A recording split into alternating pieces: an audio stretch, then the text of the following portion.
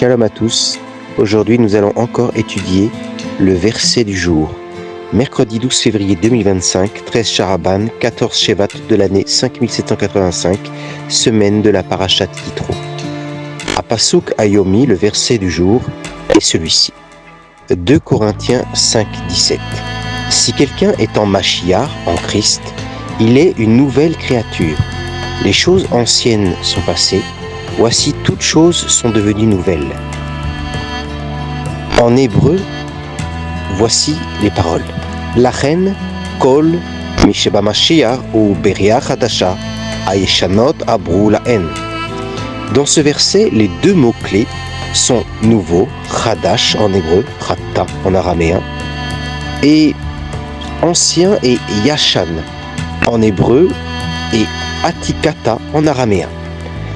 On oublie le vieux pour le nouveau, ça pourrait faire penser à un passage de la Torah où il est écrit Yashan mipne Chadash totsiu, traduit généralement par et vous ôterez le vieux à cause du nouveau.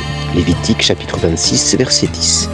Mais littéralement, les mots disent plutôt de l'ancien vous ferez sortir le nouveau, ou à partir de la face de l'ancien, ou encore contre ce qui est ancien, vous ferez sortir le nouveau. Parfois traduit en hébreu moderne par une chose en écarte une autre, ou une chose succède à une autre. Ici, si on comprend bien les termes, on nous parle plutôt d'une sorte de transmutation alchimique, comme le plomb de l'ego se transformant en or de la pure conscience. Ici, de l'homme ancien, on tire un homme nouveau.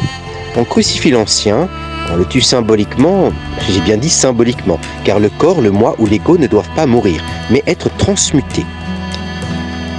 D'ailleurs, il est intéressant de faire remarquer que le mot Yashan, Yod, Shin, Nun, est l'anagramme, le tsirouf, de Sheni, qui signifie deux, et Chadash, Chet, Dalet, Shin, nouveau, contient Chad, qui signifie unique en hébreu et un en araméen, l'équivalent de Echad en hébreu et en arabe. Yashan, le vieux, c'est notre moi qui est dans la dualité, dans le deux, dans le Sheni, et bien souvent également dans le déni. Et le nouveau, c'est simplement un nouvel état d'être, où on rentre dans un état de non-dualité. En Inde, on parlerait d'Advaita. Ainsi, nous sommes dans les mondes subtils ou dans les mondes spirituels une Beriya Chadasha, une nouvelle création, une nouvelle créature, avec des désirs et des inclinaisons différentes. Beriya Chadasha a une valeur numérique de 534, comme Ata Anug, la satisfaction. Mais de quelle satisfaction parle-t-on? L'islam nous l'explique très bien. Cela équivaut au 5e niveau d'âme appelé An-Nafs Er-Radiyya, l'âme satisfaite qui est en accord avec le divin. Je citerai Fawzi Skali, qui est un soufi contemporain, qui dit ceci. L'âme satisfaite de Dieu, An-Nafs Er-Radiyya, est caractérisée par le scrupule spirituel, Wara, la loyauté, le renoncement, Tirk, la sincérité, El-Irlas, ou la libération de tout ce qui est autre que Dieu, le sentiment de plénitude.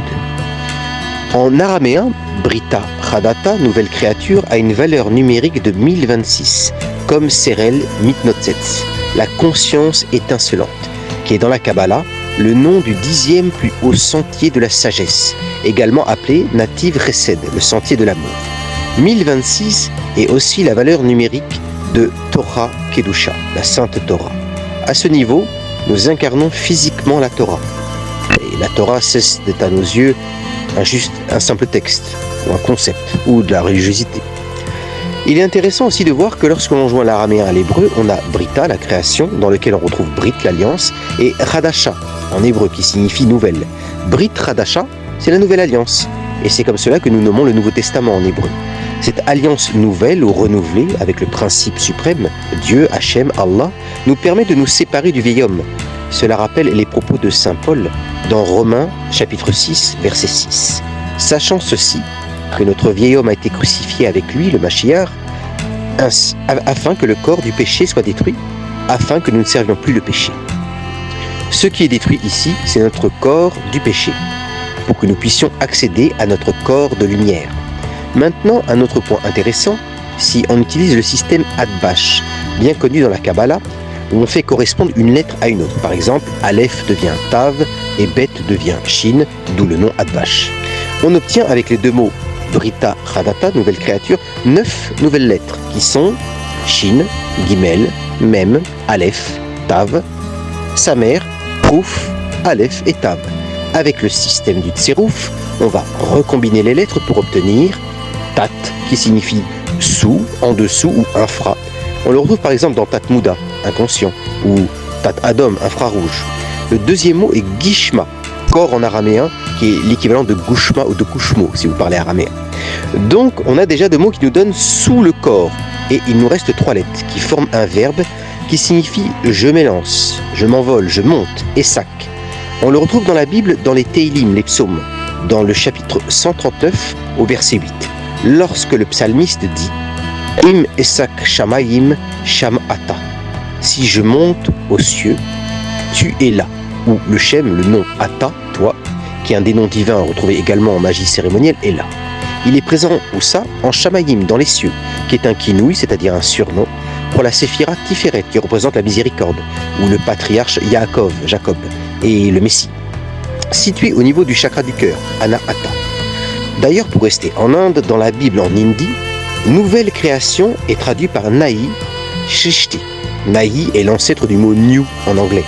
Par contre, Shrishti est un mot bien indien du sanskrit qui signifie une disposition innée. Ainsi, si nous sommes en Mashiach, en Christ, et que nous sommes une nouvelle création, nous avons des dispositions innées à faire le bien. Maintenant, faisons encore une petite valeur numérique. Si on calcule en sidori, c'est-à-dire en valeur ordinale, la gématrie du verset entier en araméen, on obtient 428, comme Tawhid, le mot souvent traduit par monothéisme, ce qui est un peu réducteur, car il signifie plus unicité ou unité.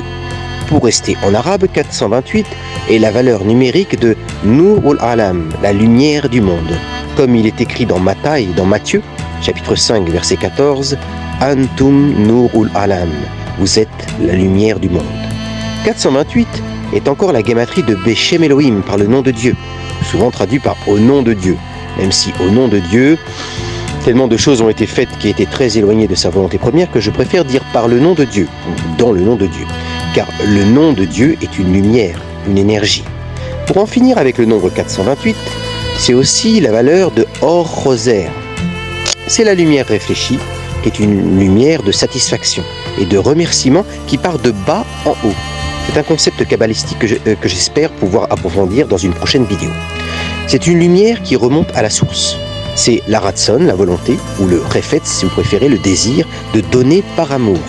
C'est une lumière de gratitude et de reconnaissance qui fait participer la création à l'œuvre de Dieu. C'est ce qu'a enseigné Yeshua, le Messie d'Israël. Nous ne faisons pas que recevoir ce qu'on appelle la Or Yachar, la lumière directe et bienveillante du divin, la Or Elyon, la lumière du Très-Haut, qui est la lumière d'amour inconditionnel du Créateur. Ici, nous participons activement à cette remontée de lumière, cette remontée d'énergie. Nous élevons par grâce le matériel vers le spirituel.